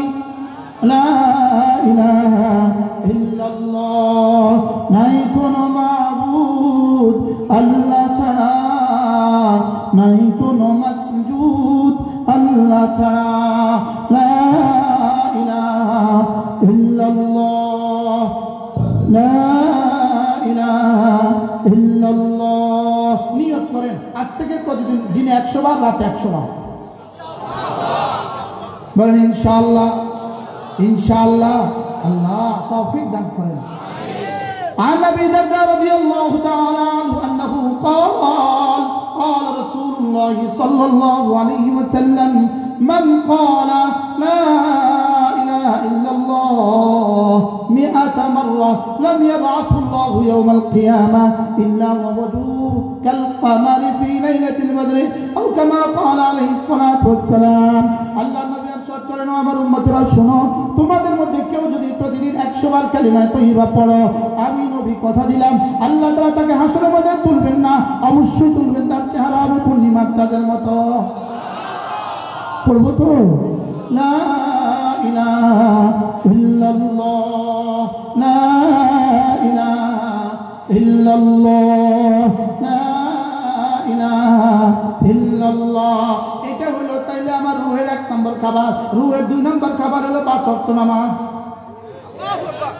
সুবহানাল্লাহ। রূহের 2 নম্বর খাবার কি? আবার বলেন, সবাই বলেন। এখানে কয়টা আঙ্গুল? এখানে কয়টা আঙ্গুল? এই পায়ে কয়টা আঙ্গুল? এই পায়ে কয়টা আঙ্গুল? এত 5 কেন দিলেন? শুধুই 5টা গোনার জন্য। কালিমা, নামাজ, রোজা, হজ, যাকাত, ফজর, যোহর, আসর, মাগরিব, ইশা। আমার আর আপনার জীবনে আরো 5-এর সমাহার আছে। চক্ষু, কর্ণ, নাসিকা, জিহ্বা, ত্বক। চক্ষু, কর্ণ, নাসিকা, জিহ্বা, ত্বক। এই 5টা ছাড়া মানুষ অচল না সচল? তাহলে কালিমা, নামাজ, রোজা, হজ, যাকাত, ফজর, যোহর, আসর, মাগরিব, ইশা। আমাদের জীবনে আরো 5টা আছে। চামড়া আছে, গোশত আছে, রক্ত আছে, হাড্ডি আছে, মজ্জা আছে। কয়টা? আচ্ছা, একটা নাই, একটা আছে, একটা নাই। এটা পূর্ণাঙ্গ মানুষ না অচল মানুষ? একটা আছে, একটা নাই, পূর্ণাঙ্গ না অচল? তাহলে কালিমা, নামাজ, রোজা, হজ, যাকাত, বুঝতো? কালিমা, নামাজ, রোজা, হজ, যাকাত, ফজর, যোহর, আসর, মাগরিব, ইশা। ফজর, যোহর, আসর, মাগরিব, ইশা। অনেকে বলে না ঠোঁট নাড়তে কষ্ট হয়, আমরা এত জোরে নাড়ি আর আপনি আস্তেও নাড়তে পারেন না। কি বলছি? আবার বলেন ফজর, না আঙ্গুল দিয়ে গনেন। ফজর, যোহর, আসর, মাগরিব, ইশা। কেন এত 5-এর সমাহার? 5 ছাড়া তুমি তোমার জীবন অচল, 5 ছাড়া তোমার শরীর অচল, 5 ছাড়া তোমার রূহ অচল। আল্লাহ। চক্ষু, কর্ণ, নাসিকা, জিহ্বা, ত্বক। 5 ছাড়া তোমার শরীর অচল, 5টা আঙ্গুল ছাড়া তুমি অচল। শুধু এই আঙ্গুলটা নাই, বলুন তো 4টা আঙ্গুল দিয়ে আপনি জীবনে কি কি করবেন? 1 লোকমা ভাত খান 4 আঙ্গুল দিয়ে, একটা রুটি ছিঁড়েন। মানে হাবিবুল্লাহ মেজর হাফিজ একবার বলছেন, এই 4 আঙ্গুল দিয়ে একটু ক্যারাম বোর্ড মেরে আসা আসা। এই 4 আঙ্গুল দিয়ে ক্যারাম বোর্ড মারা যাবে? আশ্চর্য না? হ্যাঁ, শুধু কানটা না, এটা সচল মুসলমান না অচল মুসলমান? সচল মানুষ না অচল মানুষ? তাহলে কয়টা লাগে? আবার বলেন, সবাই বলেন। কালিমা, নামাজ, রোজা, হজ, যাকাত, ফজর, যোহর, আসর, মাগরিব, ইশা। ফজর, যোহর, আসর, মাগরিব, ইশা। আল্লাহ। আর ওয়াজ না হলো সব। বিদেশে যেতে 5টা লাগে, বিদেশে যেতে 5টা লাগে। পাসপোর্ট লাগে, ভিসা লাগে, ডলার লাগে, টিকিট লাগে, বিমান লাগে। কয়টা? আমি বেকুর মধ্যে দেখছি যে বেকুর দাঁত কয়টা? বেকুর দাঁত 5টা। বিশ্বাস করেন? বেকুরের নামে মাল, আমি দেখি দাঁত কয়টা দেখি 5টা। তাহলে 5টা ছাড়া অচল, 5টা ছাড়া বিদেশে যাওয়া যায় না, 5টা ছাড়া বিদেশে যাওয়া যায় না, যায় না, যায় না, 5টা ছাড়া বিদেশে যাওয়া যায় না। 1 নম্বরে গিভ ইউজ পাসপোর্ট, লাগাও পাসপোর্ট দাও, পাসপোর্ট দাও। 2 নম্বরে ভিসা লাগাও, 3 নম্বরে টিকিট, 4 নম্বরে ডলার ইন্ডো, 5 নম্বরে বিমান আছে নি? সুবহানাল্লাহ বলে না। তাহলে কয়টা লাগে বলেন? কয়টা? আবার বলেন, সবাই বলেন। কালিমা, নামাজ, রোজা, হজ, যাকাত। কালিমা, নামাজ, রোজা, হজ, যাকাত। এবার বলেন আর মাত্র 52 দিন রমজানের শুভ দিন। কত মানুষ স্বপ্ন দেখে না? আর মাত্র 90 দিন নির্বাচনের শুভ দিন। স্বপ্নে বিভোর। আমরা বলবো আর মাত্র 52 দিন রমজানের শুভ দিন। রমজানের বাকি আর কতদিন আছে? আমরা কিছু বলি না, কিছু বলি না বলে এখন আর দম নেই। বলেন আলহামদুলিল্লাহ। আল্লাহ আমাদেরকে এতটুকু স্বাধীনতা দিয়েছে, শুকর আদায় করা দরকার। যদি এটাকে নাশুকরি করেন, যদি আবার ছিনিয়ে নেয়। ফুলগাজীবাসী কেমন ছিলেন গত 16 বছর? আমার তো আয়নাঘরে আমার দিয়ে উদ্বোধন করেছে, আয়নাঘরে আমার দিয়ে উদ্বোধন করছিল। উদ্বোধন হুজুর সূরা ফাতিহা পড়ে জানেন, আমার দিয়ে উদ্বোধন করছিল। এই জন্য আমরা কি করবো? কালিমা, নামাজ, রোজা, হজ, যাকাত। নামাজ রোজা ছাড়বো না, নামাজ রোজা ছাড়বো না, নামাজ রোজা ছাড়বো না। আমি বলি ইনশাআল্লাহ, ইনশাআল্লাহ। হাত উঠাইয়া ওয়াদা করলাম ভাই, নামাজ রোজা ঠিক করিয়া মরতে চাই সবাই। ইনশাআল্লাহ, ইনশাআল্লাহ। হাত উঠাইয়া ওয়াদা করলাম ভাই, নামাজ রোজা ঠিক করিয়া মরতে চাই সবাই। নামাজ রোজা, হাত নামান। নামাজ রোজা, নামাজ রোজা। এবার ধনীদের জন্য বছরে একবার যাকাত, আর ধনীদের জন্য জীবনে একবার হজ। ইসলাম সহজ না কঠিন? কি পরিমাণ সহজ! এবার দেখেন রব্বুল আলামিন এই আঙ্গুলগুলোকে গ্যাপে গ্যাপে দিলেন কেন? গ্যাপে গ্যাপে দিলেন কেন? এগুলোকে গ্যাপে গ্যাপে বানালেন কেন? এটা 4টাকে একসাথে মিলিয়ে দিলেন। এটাকে যদি একসাথে মিলিয়ে দিতেন কেমন হইতো? এটাকে গ্যাপে দিলেন কেন? এটাকে গ্যাপে দিলেন কেন? এগুলোতে দাগ কেটে দিলেন কেন? এটা দিয়ে জিকির করার জন্য।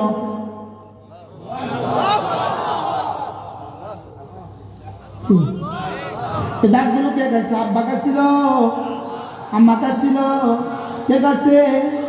রব এটা কেটে দিয়েছে জিকির করার জন্য। আর এটাকে গ্যাপে দিলেন কেন? গণার জন্য। এই 4টা গণেন তো, এই 4টে, এটা দিয়ে এটা গণেন। 1,00,000 টাকা বকশিস। যদি কেউ প্র্যাকটিস করে পাইলা যায় তো কষ্ট হয়ে যাবে। এই 4টা, এটা ছাড়া এই 4টা দিয়ে গণেন। আচ্ছা, এইটা যদি গ্যাপে না দিত, খানা মিলাইতেন কেমনে? আচ্ছা, এটাকে সব সমান না বেশ কম মিলাইলে মিলাইলে কেমনে?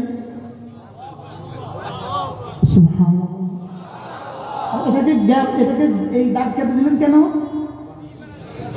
5 ওয়াক্ত নামাজের পরে কোন মুসলমান যদি 33 বার পড়ে সুবহানাল্লাহ, 33 বার পড়ে আলহামদুলিল্লাহ, 34 বার পড়ে আল্লাহু আকবার, আল্লাহর নবী বলেন এভাবে হয়ে যাবে 100 বার। 5 নামাজে হয়ে যাবে 500 বার। ঘুমাবার সময় পড়বা 100 বার। এভাবে হবে 600 বার। পুরস্কার ঘোষণা দিলেন 2টা, তুমি পড়বা 600 বার, মিজানে উঠে যাবে 6000 বার। কি হয়? কেমন অফারটা কেমন? এবার পুরস্কার হলো 2টা। 1 নাম্বার উফিরাত খাতায়াহু, তোমার গুনাহগুলোকে মুছে দিবে, ওয়ালা কাসুরাত, গুনাহ যত বেশি হোক না কেন। 2 নাম্বার দাখালাল জান্নাহ, সোজা জান্নাতে চলে যাবা। এত অল্প আমল দিয়ে বুঝি জান্নাত? আল্লাহ দিলে আপনার কত অসুবিধা কি? কিন্তু শর্ত সাপেক্ষে। এবার হ্যাঁ না কম হিসাবে কি বলে? ওই যে গ্রামীণ ফোনে অফার দেয়, শর্ত প্রযোজ্য। কি প্রযোজ্য? কিছু শর্ত ছাড়াই আছে। আপনি পাসপোর্ট, ভিসার সব রেডি, পাসপোর্ট, ভিসার টিকিট সব রেডি, বিমানও দাঁড়িয়ে আছে, সব রেডি, শুধু আপনার ব্যাগে একটা পিস্তল আছে। এবার কি আপনাকে বিমানে উঠতে দিবে না কারাগারে? কেন? নিষিদ্ধ অবৈধটা নিলা কেন? তাহলে এখানেও ঠিক দুটো অবস্থা। আমার যা যা লাগে সব নিতে হবে, যেগুলো যেগুলো নিষিদ্ধ এগুলো নেওয়া যাবে না, যেগুলো যেগুলো নিষিদ্ধ এগুলো কি, এই দুইটা যদি ঠিক করতে পারি বাস আমি প্রথম শব্দে ফিরে আসি। রব আমাদেরকে দুনিয়া দিয়েছেন জান্নাত দেওয়ার জন্য। মনে আছে আপনাদের? রব আমাদেরকে দুনিয়া দিয়েছেন কেন? জান্নাত দেওয়ার জন্য। আল্লাহ তাআলা মেহেরবানি করে আমাদের সকলকে কথাগুলো বোঝা মানা সহজ করে দেন ইনশাআল্লাহ। প্রত্যেক যুবক নিয়ত করো এবার থেকে নামাজ ছাড়বো, কলিজা হাত দিয়ে নিয়ত করো ইনশাআল্লাহ নামাজ ছাড়বো। এরপরে হলো আগামী 52 দিন পরে যে রোজা, ইনশাআল্লাহ এবছর সবগুলো রোজা রাখবো ইনশাআল্লাহ। প্রতিদিন 5 ওয়াক্ত নামাজের পরে কিছু না কিছু তাসবিহ হাত করবো ইনশাআল্লাহ। আল্লাহ তাআলা আমাদের সকলকে তৌফিক দান করেন। আমাদের কতগুলো কিতাব আছে, এটা বিখ্যাত কিতাব আল-ওয়াবিলুস সাইয়্যিদ ফিল কালিমিত তাইয়্যিব, এটা বিখ্যাত কিতাব। আল্লামা ইবনে কাইয়িম আল-জাওজিয়ার এই বিখ্যাত কিতাব আমরা অনুবাদ করেছি। আল্লাহ তাআলা যদি আপনাদেরকে সুযোগ দেয় কাউকে গাড়ি থেকে সংগ্রহ করবেন, এটা আমি অভিযোগটা দিয়ে দিই। এটা আল্লাহ তাআলা এই মজলিসকে কবুল করেন। আমি আমার কথিত আয়াতে কারিমা বুঝতে পারলাম না, শুধু আমরা জান্নাতি, জান্নাত থেকে আসছি আবার জান্নাতে ফিরে যাব, এই শব্দের উপরে আজকের কথা এখানেই শেষ করলাম। সুবহানাল্লাহি ওয়া বিহামদিহি, সুবহানাকাল্লাহুম্মা বিহামদিক, আশহাদু আল লা ইলাহা ইল্লা আনতা, আস্তাগফিরুকা ওয়া আতুবু ইলাইক। আচ্ছা, একটু এখনই দোয়া হবে। ইকবাল হোসেনের ছেলে ফরহাদ হোসেন খুব অসুস্থ, দোয়া চেয়েছেন। কাজী জামাল উদ্দিন, জামালের আম্মা আলমগীর পাটোয়ারি, মিজানুর রহমান পাটোয়ারি সাহেব দোয়া চেয়েছেন। সকলের জন্য দোয়া হবে ইনশাআল্লাহ। 31শে জানুয়ারি, 1 ও 2 ফেব্রুয়ারি আমাদের ইজতেমা, যারা পানি শরীফ হবো ইনশাআল্লাহ। বলবেন দোয়া চান ইনশাআল্লাহ। একটু মাইক দেন। বিসমিল্লাহির রহমানির রহিম। পরম করুণাময় আল্লাহর কাছে, সর্বশক্তিমান আল্লাহর কাছে কৃতজ্ঞতা প্রকাশ করছি যে কোরআনের মাহফিলে আল্লাহ আসার তৌফিক দান করেছেন। আমি আসলে হুজুরের মতো একজন বুজুর্গ আলেমের সামনে আসলে কথা বলার যোগ্যতা রাখি না, আর এই আলোচনার পরে কোনো আলোচনা থাকে না। আমি জাস্ট খালি আমি কোথাও কথা বলতে চাই না, আমি নিজের তাগিদেই দুটো কথা বলার জন্য মাইকটা নিয়েছি। অনেক কোরআনের মাহফিলে যাওয়ার সুযোগ আল্লাহ পাক দিয়েছে, কথা অনেক শুনেছি, অন্তর থেকে বলছি এত গঠনমূলক আলোচনা আমি আমার এই জীবনে আমি শুনি। আল্লাহ পাক হুজুরকে এই ধরনের গঠনমূলক আলোচনা এবং মানুষকে এইভাবে বুঝ দেওয়ার মতো তৌফিক আল্লাহ ওনাকে বাড়ায় দেয়। ওনার ন্যাক হাত আমি আল্লাহ যাতে বাড়ায় ওনাকে, এবং দেশের প্রত্যন্ত অঞ্চলে অঞ্চলে যাতে হুজুর যে এই কথাগুলি বলতে পারে। আমি আজকে থেকে আমি মনে হয় হুজুরের একজন শ্রোতা এবং ভক্ত হয়ে গেলাম। আমি চেষ্টা করব হুজুরের প্রিভিয়াস যে বয়ানগুলি আছে ইউটিউবে শোনার জন্য। আর একটা জিনিস আপনাদের কাছে আমি সহযোগিতা চাই, দয়া করে মাদকটা আপনারা একটু সজাগ হন। আমি আল্লাহর নামে শপথ করে বলছি, আমি এই থানায় যোগদান করার পরে আমি সবচেয়ে বেশি যে এই জিনিসটার প্রতি গুরুত্ব এবং দিতে চাই এবং ঘৃণা করতে চাই সেটা হচ্ছে মাদক। আমি আমার তরফ থেকে ঠিক আছে, কোরআনের মাহফিলে কেউ মিথ্যা কথা বলে না, আমি আমার জায়গায় ঠিক আছে। আমি চাই আপনারা আমার পাশে দাঁড়ান, একটু দাঁড়ান। ক্ষতিগ্রস্ত কিন্তু আমরা সবাই হব। আমার সন্তান যদি মাদকাসক্ত হয়ে যায়, এই জীবনের এর চেয়ে বড় ব্যর্থতা আমি মনে করি আর নাই। আপনি হাফেজ সাহেব হবেন, আপনি হাজি সাহেব হবেন, 5 ওয়াক্ত নামাজি হলেন, সবই হলেন, দুনিয়া কামালেন, আখিরাত কামাইলেন, কিন্তু আপনার সন্তান মাদকাসক্ত, আমি মনে করি আপনার জীবন কোনো না কোনোভাবে ব্যর্থ। পুরোটা বলতে চাই না, কারণ উনি ব্যক্তিগতভাবে হয়তো আল্লাহর একজন খাস বান্দা হবেন, তবে ব্যক্তিগত জীবনে উনি নিঃসন্দেহে ব্যর্থ। আপনারা সীমান্তবর্তী এলাকা, আপনারা জানেন যে আমাদের যে জনবল, আমরা ইচ্ছা করলেই কিন্তু আপনাদের প্রত্যাশা অনুযায়ী আমরা ওইভাবে কাজটা করতে পারি না। জনবল, লজিস্টিক সাপোর্ট সব আমাদের সীমিত। যদি আল্লাহর ওয়াস্তে আপনারা যদি মেহেরবানি করে যদি আমাদেরকে তথ্য এবং সহযোগিতা দিয়ে যদি সাহায্য করেন, আমি কথা দিতে পারি আমরা ফুলগাজীকে আমরা মাদক মুক্ত না করতে পারলেও ইনশাল্লাহ একটা স্মরণীয় পর্যায়ে অবশ্যই নিতে পারব।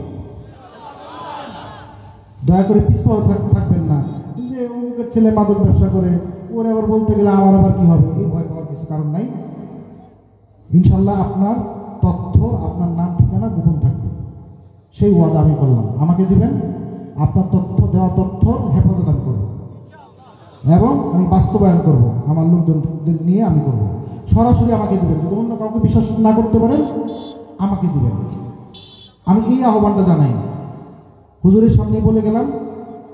এই কথাটা বলার জন্যই আমি আসলে মাইকটা নিয়েছি। আর হুজুরের বয়ানটা আমার কাছে অত্যন্ত ভালো লেগেছে। অনেক বয়ান শুনি, অনেকে হয়তো নাম্বার দিব ইনশাল্লাহ, আমাকে এই সহযোগিতাটা করবেন। আমি যেটা বলছিলাম যে হুজুরের, আমি ইউটিউবে কিছু বয়ান দেখেছি, তবে হুজুর যেভাবে বয়ান করলেন আমার মনে হয় যে এরকম বয়ান ঘন্টার পর ঘন্টা দরকার নেই, আধা ঘন্টা বললেই চলে। 5 ঘন্টা বয়ান শোনার কোনো দরকার নেই। তো বয়ানের মতো মানুষের হেদায়েতের জন্য যদি কথা, মানুষের রাস্তা দেখানোর মতো যদি কথা থাকে, তাহলে আমি মনে করি হুজুর যে আজকে বয়ানটা করলেন এই ধরনের বয়ান হওয়া উচিত, সব চলে আসে। তা আমি তো মন্ত্রমুগ্ধর মতো শুনছিলাম, আমি আমার ভিতরে গেঁথে গেছে। আমি মনে হয় যে কোথাও গল্প করলে, আমি মনে আমার পরিবার বা কোথাও গেলে এই কথাগুলি বলবো। আমার কাছে অবাক লাগছে কিভাবে মিলাই দিল 5 5 5, এটা অদ্ভুত জিনিস, মাথার মধ্যে আসছে না, কোনো আসে নাই। দেখেন, আল্লাহকে উপলব্ধি করতে হলে আল্লাহ যে একজন আছেন এইটা উপলব্ধি, আমরা তো বিশ্বাসী, আমরা মুমিন, আমরা বিশ্বাসী। হ্যাঁ, তো এটা বোঝার জন্য অন্য কাউকে, বিধর্মী যারা আছেন, নন মুসলিম যারা আছেন, তাদের সাথে কথা বলার জন্য আমার মনে হয় যে এর চেয়ে বড় যুক্তি আর কিছুই নেই। আছে, এটা জবাব দিতে পারবে কেউ? আপনি যদি এই ফর্মুলাটা, হুজুর যে ফর্মুলা দিলেন, এটা যদি উপস্থাপন করেন, কোন নন মুসলিম আপনার সাথে ডিবেটে পারবে না, সম্ভব না। তো সবাই আমরা হুজুরের কথাগুলি মেনে চলবো, আর আমরা সবাই আইন শৃঙ্খলা এবং এর জন্য সচেষ্ট থাকবো। নিজে আইন ভাঙবো না, আইনের প্রতি শ্রদ্ধাশীল থাকবো। আমরা একটা নতুন একটা সম্ভাবনার সামনাসামনি আছি, এটা রক্ষা করা আমাদের দায়িত্ব। হুজুর যে কথা বলেছেন, আমার মনে হয় যে আমরা যারা পুলিশে আছি এখন, আমরা যারা দায়িত্বে আছি, আমরা একটা নতুন দায়িত্বে এসেছি। আমিও পর্দার অন্তরালে ছিলাম, আমি পর্দার সামনে এসেছি, এটুকুই বললাম। আল্লাহ আমাকে আপনাদের জন্য কাজ করার সুযোগ দেন, যাতে আমি আপনাদের আগের যে ভুল ছিল, যারা আমাদের আগে, যারা আমাদের পূর্বসূরি যারা দায়িত্বে ছিলেন, তারা যে ভুল ত্রুটিগুলি করেছেন, অপরাধ করেছেন, আমরা সেটা আমরা পুষাই দিতে পারি আপনাদের, যাতে আপনারা আমাদের প্রতি একটা ধারণা হন যে না, একটা পরিবারের সকল সন্তান যেমন ভালো হয় না এবং সকলেই খারাপ হয় না। আমরা প্রায় 2 লক্ষ পুলিশ সদস্য, তাদের মধ্যে সবাইকে এক হারে দেখার সুযোগ, একভাবে দেখার কোনো সুযোগ নাই। এখানে অনেক মানুষ আছে যারা 5 তারিখে এবং 6 তারিখে, বলেন 4 তারিখে চোখের পানি ফেলেছে, আল্লাহর নামে বললাম, চোখের পানি ফেলেছে।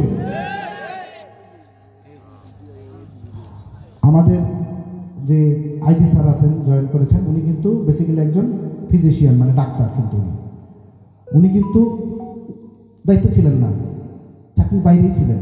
উনি কিন্তু ক্ষমা চেয়েছেন। ক্ষমাটা কার জন্য চেয়েছেন? যে বাহিনীর নেতৃত্ব উনি দিয়েছেন, ওই বাহিনীর কোনো দোষ ত্রুটি, ভুলের ত্রুটির জন্য কিন্তু উনি ক্ষমা চেয়েছেন না? তাহলে কি এর অর্থ কি? আমরা কাজ করতে চাই, আমরা আপনারই সন্তান, আপনার ফ্যামিলি থেকে আসছি, আমরা কাজ করতে চাই। আমাদের যে বর্তমান ফেনী জেলার যে সুযোগ্য পুলিশ সুপার স্যার আছেন, জনাব হাবিবুর রহমান স্যার, অত্যন্ত ভালো মানুষ এবং স্যার খুবই ডাইনামিক একজন মানুষ, কাজ করতে চান। স্যারের আমরা নেতৃত্বে কাজ করার চেষ্টা করতেছি। স্যারের জন্য একটু দোয়া করবেন, হুজুরের কাছে দোয়া চাই আমার এসপি স্যারের জন্য। আর আমার বাবা মারা গেছেন, আমার বাবার জন্য একটু দোয়া করবেন। ধন্যবাদ সবাইকে। আসসালামু আলাইকুম রহমতুল্লাহ। জি, আসসালামু আলাইকুম। শ্রদ্ধেয় মুসলিম ইকরাম, হুজুর এই পর্যন্ত আমাদের এখানে 2 বার আসছে, তো আমরা ইনশাল্লাহ আগামীবারও তো হুজুরকে চাই নাকি? ঠিক না? আগামীবারও হুজুরকে আমরা চাই ইনশাল্লাহ। হুজুর আমাদেরকে কথা দিবে আজকে যে আগামী ইনশাল্লাহ আমাদেরকে যদি বাঁচায় রাখে, আমরা তো এই পর্যন্ত 5 বার করলাম, আমরা যতদিন বাঁচে আছি, এরপরে আমাদের পরবর্তী প্রজন্ম ইনশাল্লাহ আমাদের এই মাহফিল চালিয়ে যাবে যতদিন বাঁচিয়ে থাকে। তা আগামী বছরের জন্য হুজুরকে আমরা আজকে বলে দিলাম, হুজুরের থেকে আশা করছি যে হুজুর আমরা আগামী বছরের জন্য সুযোগ দিয়ে হুজুর। জি, আসসালামু আলাইকুম। আগামী বছরের মাহফিলের তারিখ হুজুর থেকেই নেওয়া হবে। হুজুরের যে দিন শিডিউল থাকে, ওই দিন উত্তর শ্রীপুর দক্ষিণ শ্রীপুর মিলে আবার এখানে এই মাহফিল হবে। হুজুরের শিডিউল কামনা করছি, সবাই হুজুরের জন্য দোয়া করুন।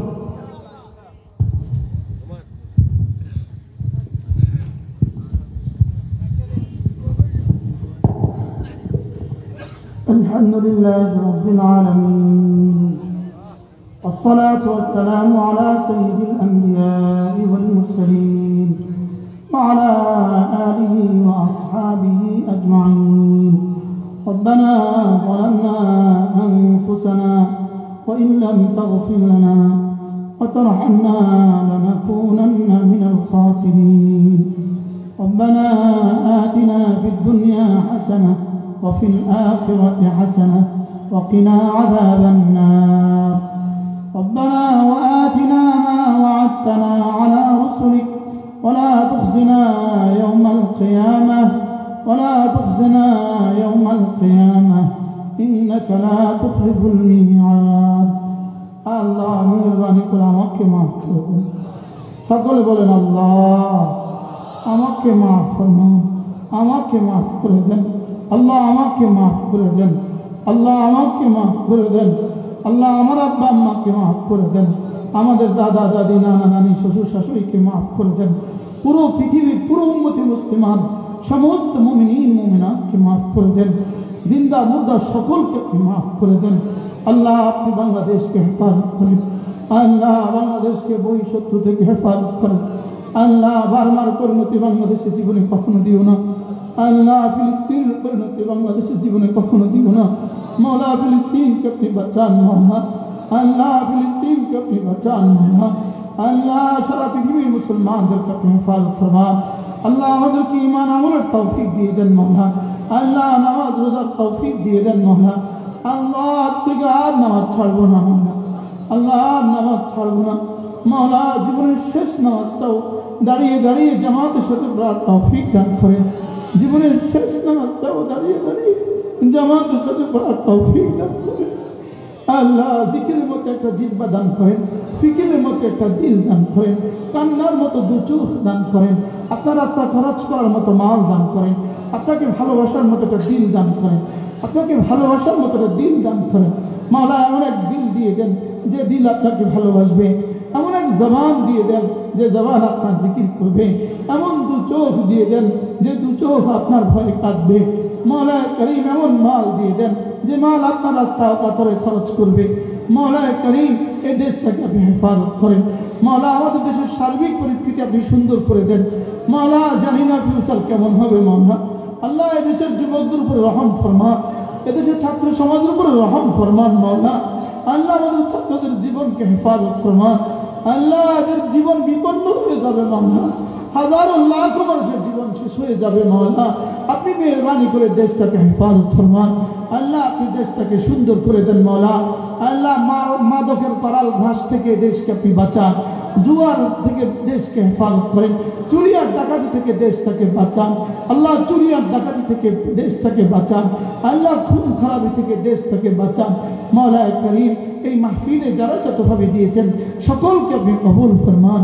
আল্লাহ যারা বলেছেন যারা শুনেছেন আপনি আমাদের সকলকে কবুল ফরমান। আল্লাহ মওলা করিম আমাদের ওসিসার যত সুন্দর বলেছেন মওলা। আল্লাহ আমার মনে হয় নিশ্চয়ই ফুলগাজীর জন্য যিনি বাছাই হয়েছেন তিনি আমাদেরকেও হবেন মওলা। আল্লাহ আপনি তার রাতের অন্ধকার আর দিনের আলো সমান করে দেন মওলা। রাতের অন্ধকার আর দিনের আলো এক করে দেন মওলা। আল্লাহ বাহিরের থেকে ভিতরটা আরো বেশি সুন্দর করে দেন। আমাদের জাহির থেকে বাতিনকে আরো বেশি সুন্দর করে দেন। দিনের আলো থেকে রাতের অন্ধকারকে আরো বেশি দামি বানিয়ে দেন। আল্লাহ জীবনের শেষ সময়ে কষ্ট দিও না মওলা। জীবনের শেষ সময় অভাব দিয়ে কষ্ট দিও না। জীবনের শেষ সময় অসুস্থতা দিয়ে কষ্ট দিও না। জীবনের শেষ দিনগুলোতে সবচেয়ে বেশি জিকিরের তৌফিক দিয়ে দেন। আল্লাহ আমাদের কবর হাসর মিজান ফুলসরাত দামি বানায়া দেন। কোরআনে কারীম দিয়ে আমাদের জীবনকে ধন্য করে দেন। আল্লাহ আমাদের রূহের খাবারের ব্যবস্থা আপনি করে দেন মওলা। আল্লাহ এই মাহফিলে যারা যত দিয়েছেন সকলকে কবুল ফরমান। গত 5 বছর ধরে এই মাহফিল যারা শুনেছেন যারা বলেছেন যারা দিয়েছেন সকলকে আপনি কবুল ফরমান। যারা কবরে চলে গেছেন তাদের কবরগুলোকে জান্নাতের টুকরো বানিয়ে দেন। রব্বির হামহুমা কামা রাব্বায়ানি সগীরা। আল্লাহ ফিলিস্তিনকে আপনি বাঁচান মওলা। আল্লাহ ইসরায়েলকে চিরতরে ধ্বংস করে দেন মওলা। আল্লাহ আমেরিকার ভয়াবহ অগ্নিদাবানল থেকে মওলা সাধারণ মুসলমানদেরকে বাঁচান মওলা। সাধারণ মানুষগুলোকে আপনি বাঁচান মওলা। আপনার আযাব আপনি ফিরিয়ে নেন মওলা। আপনার আযাব আপনি ফিরিয়ে নেন। পুরো আমেরিকাকে আযাব দেখে দেখে হেদায়েত দিয়ে দেন মওলা।